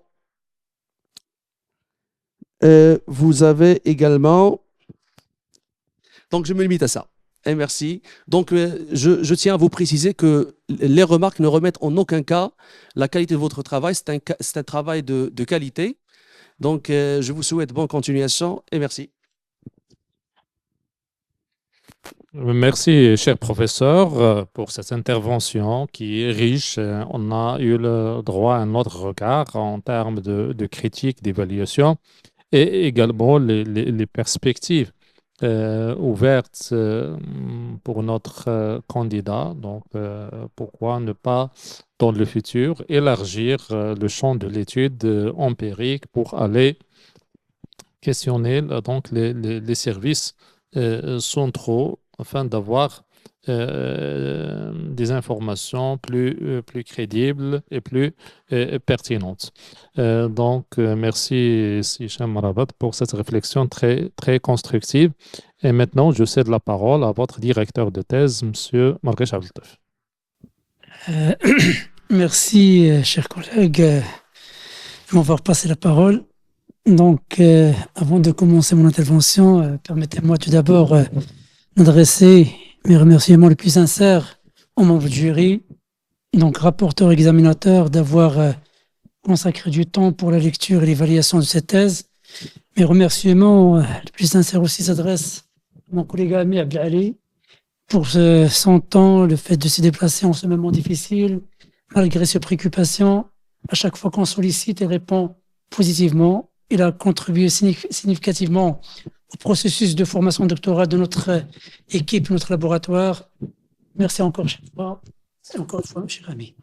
Donc, pour ce qui est donc de mon intervention, pour l'ensemble des remarques qui ont été soulevées par mes collègues, donc concernant la forme et le fond, donc c'est un travail que vous avez fait sous ma direction, un travail donc bien fait, bien structuré, qui porte sur une problématique d'actualité, que nous avons donc, que vous m'avez proposé en 2018 et qu'on a confirmé, sur lequel on s'est engagé. Et maintenant, c'est l'aboutissement, c'est le débat, c'est la discussion. Donc, M. Montasser est un chercheur assidu, un chercheur qui a donc de la rigueur, sincèrement, parce que à chaque fois, je lui distingue des autres doctorants, vu donc malgré donc ses préoccupations professionnelles, quand même il trouve du temps pour avancer dans son travail de recherche. Il échange et il propose. Donc c'est quelqu'un qui était dynamique, actif concernant le travail qu'il a mené avec succès. Mais toujours, rien n'est parfait. Toujours, il y a des remarques dont je partage avec vous concernant la forme et le fond. La forme, bien sûr, pour les erreurs d'orthographe, il faut les revoir dans la version finale du travail. Les cookies qui ont été soulevés avec les collègues, ça peut arriver parce que toujours, avec la rédaction, on peut sauter un S, on peut sauter un E, ça peut arriver, le stress, la fatigue. Mais j'aurais souhaité, avant de se mettre au travail, qu'il soit lu par quelqu'un du domaine donc de la littérature française qui a le temps pour le voir et le lire pour donc détecter ces erreurs d'orthographe. Donc pour ce qui est, je dirais, du fond, ce que je félicite dans ce travail, c'est le choix méthodologique. Ce qu'on encourage en sciences de gestion, c'est la recherche-intervention. La petite faille ou le petit problème dans cette méthodologie de recherche, c'est qu'on ne l'a pas institutionnalisé.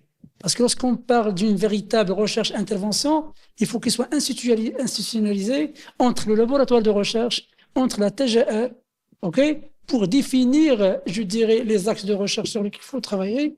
Et on s'engage pour que le terrain soit prêt pour vous accueillir. Heureusement, vous étiez dans la TGR, ils vous ont accueilli, ils ont échangé avec vous, mais pour un autre, c'est difficile. Du coup, donc, j'aurais souhaité qu'il soit institutionnalisé à travers un contrat signé entre notre laboratoire de recherche et la TGR sur ce travail de recherche. C'est pour le premier point, parce que lorsqu'on adopte une recherche-intervention comme vous l'avez menée, le fait, c'est, je dirais, de collaborer, parce que vous avez donc joué un double rôle, un rôle de chercheur et un rôle de professionnel. C'est une bonne chose dans votre travail de recherche parce que lorsqu'on a déjà les problèmes à travers les 7 années d'expérience que vous avez donc vécu dans cette institution, vous avez certainement détecté les failles et les problèmes de la comptabilité budgétaire, de la comptabilité de recettes et dépenses qui est opérationnelle jusqu'à maintenant. Et chose qui vous a poussé à travers la lecture de la littérature, parce que c'est ce qu'on attend de la recherche-intervention, comme a été soulevé tout à l'heure par mes collègues, c'est qu'à travers la revue de la littérature, à travers les études qui ont été faites dans d'autres contextes, on cherche à recommander. C'est pas comme l'hypothèque déductive, on cherche toujours à confirmer ou à infirmer une telle hypothèse. Ici, le chercheur, en collaborant avec les professionnels, donc il cherche à recommander des solutions, ok, pour corriger un tel problème. Et bien sûr, les entités sont libres. Est-ce qu'ils vont appliquer ou non, c'est leur affaire. Parce que lorsqu'on passe à l'application, ça s'appelle une étude longitudinale. D'ailleurs, là, vous l'avez cité tout à l'heure, une de vos propositions a été appliquée, ça fait quelques mois. Donc, j'aurais souhaité que cette application soit mesurée sur le plan informationnel, décisionnel, comme on l'a soulevé dans d'autres travaux de recherche, les retombées de ce changement sur donc le fonctionnement de l'organisation, le changement organisationnel, comme vous l'avez cité dans votre problématique. Donc, voilà pour ce qui est de l'aspect méthodologique. Donc, le choix, c'était un choix pertinent et démarqué des autres thèses, je dirais, en sciences de gestion. Maintenant, concernant le système d'information comptable, qui est la comptabilité publique. La comptabilité publique est la création de valeur. Parce que lorsqu'on parle de la comptabilité publique, d'ailleurs, les textes en parlent de ça. Donc, lorsqu'on prend même la loi 6900 sur le contrôle des financiers des établissements publics, on trouve qu'ils ont parlé donc que les établissements publics doivent produire des états de synthèse tirés du CGNC. Donc, ça veut dire le bilan, le compte de résultats, etc. Mais, d'ailleurs, il a été soulevé par mes collègues, l'opérationnalisation ou l'application ou la mise en œuvre de ces textes de loi est toujours, je dirais, passif. Toujours, donc, sur papier, ils ne sont pas pratiqués. Donc, j'aurais souhaité, donc, voir l'intention de ceux qui exercent sur ce point-là. Le pourquoi, donc, une question de réflexion, le pourquoi, donc, il y a ce retard du passage de la comptabilité budgétaire à une comptabilité générale dans un premier temps. Parce qu'on sait bien que dans notre contexte, lorsqu'on fait un changement, parce que le fait de saisir les opérations en fonction des recettes et dépenses, ça ne permet pas d'avoir les engagements. Ou d'ailleurs, c'est l'apport des UFRS, une comptabilité d'engagement, même CGNC, c'est une comptabilité d'engagement. On comptabilise même les engagements d'entreprise, les obligations envers les tiers, les créances qu'il a, et ainsi de suite.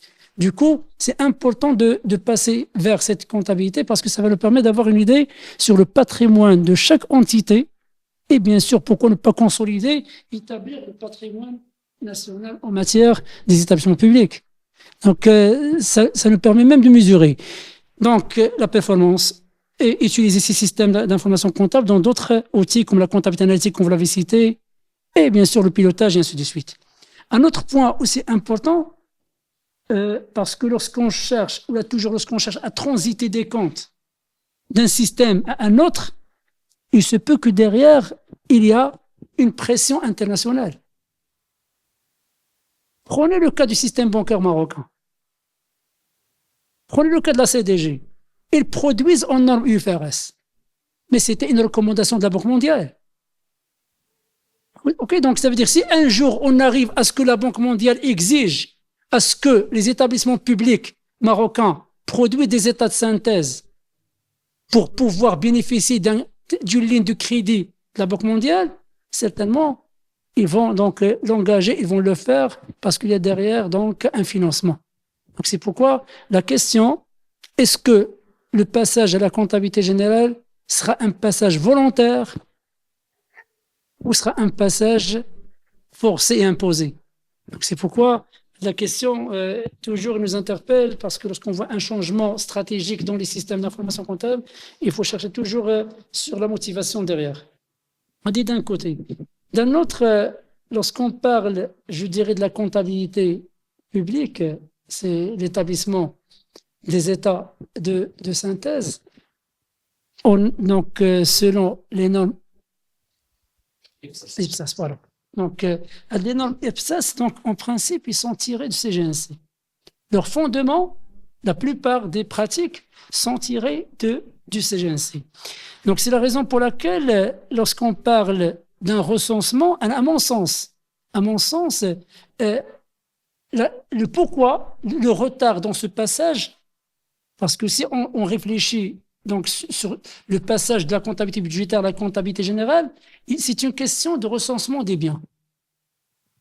Okay, donc, nous avons des biens, des budgets qui ont été versés. Ce sont des budgets de fonctionnement et des budgets d'investissement. Les budgets d'investissement, ils seront positionnés dans l'actif. et bien sûr les fonds de dotation au niveau du passif confinancement. La question sur la valeur qu'il faut faire figurer dans l'actif, on a des approches. Il y a l'approche coût de remplacement qui va nous permettre de résoudre ce problème, c'est de prendre la valeur d'un bien similaire sur le marché et de le diminuer par les dotations d'amortissement. Ça va nous permettre du bien existant et ça va nous permettre de trouver une valeur, une juste valeur qu'on peut constater dans l'actif. L'essentiel, il faut avoir la volonté de transiter ou de passer vers la comptabilité générale parce que ça va nous permettre de résoudre un tel problème. Et d'ailleurs, comme il a été soulevé tout à l'heure, ça va nous permettre de résoudre le même problème de la spécialisation des exercices. La comptabilité d'exercice, c'est de rattacher les charges à leur exercice, même si le règlement sera futur, on va passer par les comptes de tiers, actifs et passifs. Donc voilà quelques éléments de réflexion sur ce système d'information comptable, mais pour le choix, je reviens sur le choix méthodologique, le fait de travailler avec la recherche intervention, chercher dans ce qui va venir, donc les recherches futures, si vous comptez encore approfondir sur ce thème, cherchez à mesurer donc l'impact des changements qui ont été apportés sur le plan informationnel, sur le plan décisionnel et sur le plan organisationnel. Qu'est-ce qu'il a changé? Donc, qu'est-ce qu'il a modifié ces changements? Donc, sur ces trois aspects fondamentaux en sciences de gestion. Voilà, dans l'ensemble, le travail reste très très bien fait. Donc, je vous félicite encore sur ce point-là et je vous souhaite bonne continuation et je me limite à ce point-là. Merci, cher professeur, pour cette réflexion qui est, à mon sens, un prolongement de l'encadrement. Donc, l'encadrement n'est pas achevé par la rédaction de la thèse et la présentation, mais vous êtes en train d'ouvrir des pistes très pertinentes pour le doctorant afin qu'il aborde un certain ensemble d'angles, peut-être qui ne sont pas traités dans le présent travail.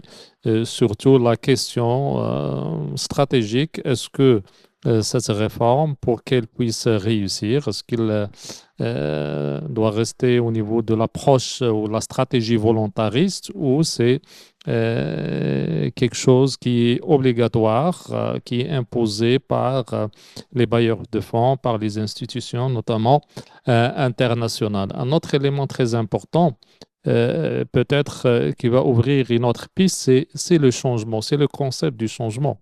Donc, pour réussir ce type de réforme, qu'en est-il du management du changement? Comment de tels établissements tels que la TGR a su mettre en place un management de projet, un projet de l'implémentation de la réforme, tout en essayant d'éliminer les résistances et les obstacles face à l'implémentation de cette nouvelle réforme, de ce passage de comptabilité. Donc ici, c'est une autre problématique, c'est le management du changement pour réussir le passage de la comptabilité au sens classique à la comptabilité d'exercice ou la comptabilité des engagements.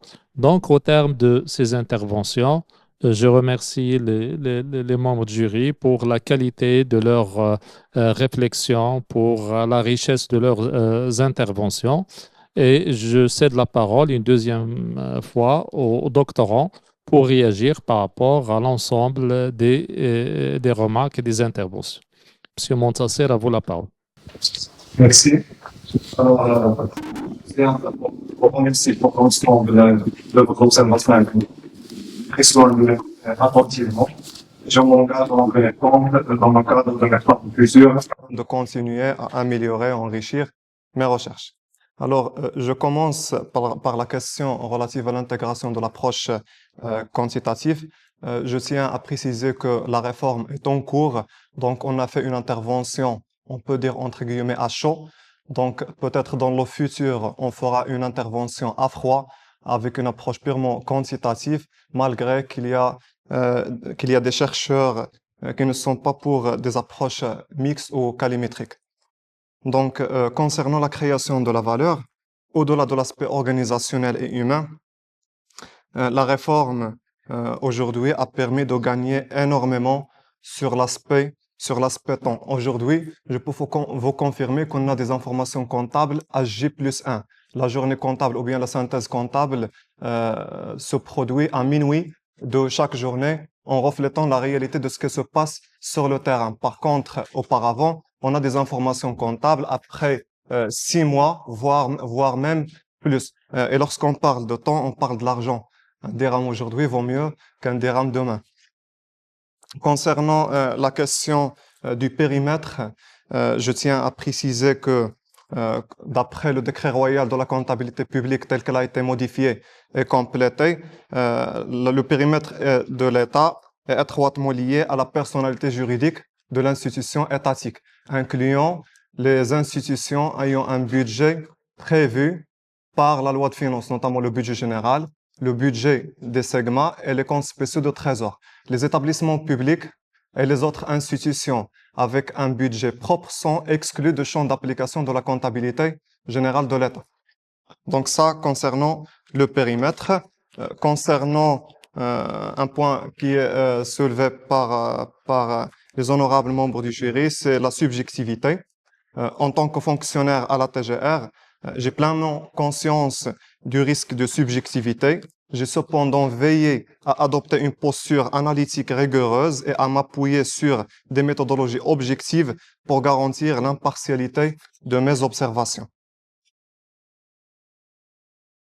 Donc, compte tenu des contraintes liées à mon terrain de recherche et au cadre d'une intervention menée au sein d'une institution publique à compétence nationale, j'ai choisi un échantillon que je considère représentatif et qualitatif avec un financement entièrement personnel pour couvrir les déplacements dans plusieurs villes et régions du Maroc. Les défis logistiques ont été nombreux. Concernant l'impact de la réforme sur la qualité de l'information comptable. Donc actuellement, je peux vous garantir que la qualité est garantie avec le nouveau système comptable. Donc comme je viens de préciser, aujourd'hui, on peut avoir des informations en J+1, donc une balance générale de l'ensemble des postes comptables marocains. On peut avoir une balance générale en J+1 contre plusieurs mois auparavant. Mais je peux confirmer la qualité de ces informations. Donc, avant de valider la synthèse comptable, plusieurs vérifications se font. Donc, ici, je reviens à la question du type de contrôle de conformité, contrôle de régularité et contrôle budgétaire. Au niveau de la page 83 que vous venez de citer concernant les types de contrôle, j'ai noté le contrôle de régularité, et non pas le contrôle budgétaire. Vu que le contrôle budgétaire, après la réforme du contrôle modulé de la dépense en 2008, a été instauré automatiquement dans le système gestion intégrée de dépenses, GID. Donc, j'ai schématisé ce qui est observé et ce qui a une liaison avec ce qui relie le service comptabilité avec le service dépenses. Donc, concernant la question relative aux applications remettantes GID, GIR, SIAB, Wadif Ojor, et j'en passe, alors ce schéma représente l'ensemble des applications remettantes. Ce qui est observable sur le terrain, c'est seulement les 3 applications que vous venez de mentionner, à savoir l'application GID, gestion intégrée de dépenses, gestion intégrée de recettes, et SIAB. Oui, mais il y a d'autres applications remettantes au niveau central qui alimentent le système d'information PCE, plan comptable de l'État. D'ailleurs, cette présentation, je l'ai adaptée et adoptée à partir d'une formation d'un chef de division responsable de l'implémentation du système d'information PCE au niveau national. Donc, une autre question concernant les interviews qui relèvent du service assiette, dont je fais partie actuellement. Donc, je tiens à souligner que ce service a été créé récemment suite à la réforme de la fiscalité. Donc, une création qui a été faite en 3 paliers. On commence en 2002, 2023 et le dernier transfert a été fait en 2024. Donc, on a interviewé des fonctionnaires ayant expérimenté le passage entre les 2 systèmes de comptabilité, même avant la création du service assiette. Mais vu que les entretiens ont été menés vers la fin de l'année 2022 et 2023, donc c'est normal de les intégrer comme interview. Donc voilà, je tiens à vous remercier pour l'ensemble de vos observations et remarques. Merci pour.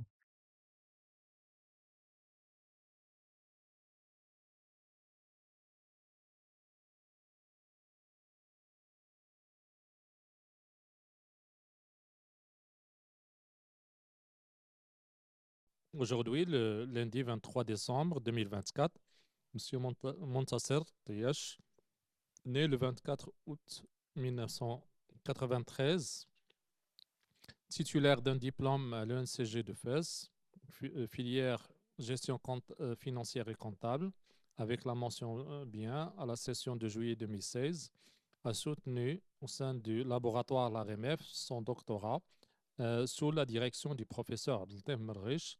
Le thème du doctorat porte l'intitulé La réforme de la comptabilité publique et la création de la valeur organisationnelle, résultat d'une recherche-intervention au sein de la TGR. Le jury de soutenants se compose des professeurs M. Abdeltef Dakir, PESL1CG de Fès, président et rapporteur, M. Abdeltem Marriche, PESL1CG de Fès, en tant que directeur de thèse, M. Abdelali El-Harash, PES à la faculté des sciences juridiques, économiques et sociales de Meknès en tant que rapporteur, M. Samir Rabih, PESL1CG de Fès en tant que rapporteur, M. Al-Samad Ouchen, maître de conférence habilité à l'UNCG de Fès en tant que suffragant, et M. Hicham Marabet, maître de conférence habilité à l'UNCG de Fès en tant que suffragant. Après délibération, le jury a décidé d'accepter la dite thèse et de décerner à M. Montasser Tayash la mention de très honorable avec les félicitations des membres du jury.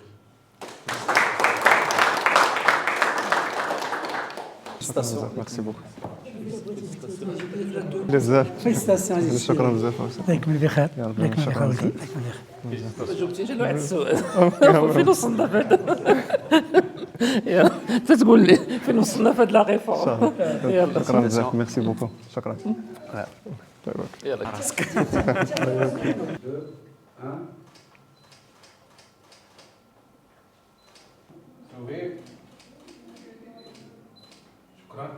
شكرا بزاف.